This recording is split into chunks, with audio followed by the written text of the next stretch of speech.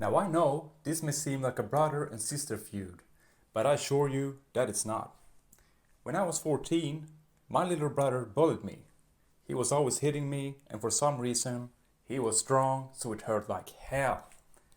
I was always so embarrassed.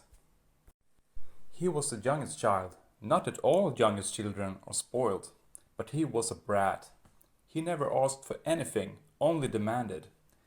And if you didn't meet his every need, he would scream the house down and have a tantrum. I remember a particular instance where he couldn't use our Xbox because I was playing with my friends and he ran upstairs claiming that everybody hates him and that he never gets what he wants. He would never ever compromise or agree with something he didn't like. We couldn't go anywhere with the way he acted. But for some reason, he took it out on me. He was always punching me or kicking me with football boots on and calling me things like pig, fat cow, and bitch.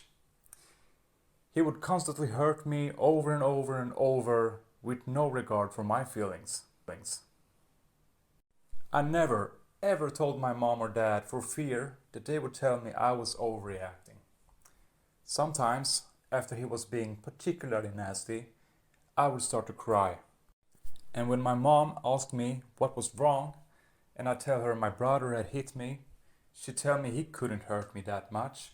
He was only 8, and to cop on and act like my age. The worst part was, he always aimed for my arms and chest when landing punches. And being a 14-year-old girl, I was obviously developing a chest, and it would hurt so much when it hit a tender area. I would have bruises everywhere, and there was nearly always tear tracks on my face when I was home. I did have a way to escape though, my Nana. She lived 2 hours away from me, and every chance I got, I would spend a week up there, maybe even 2. She understood me and had always looked after me, and made sure that when my brother was staying with her too, he never went near me. My brother's behavior carried on until a year ago, when I was 16.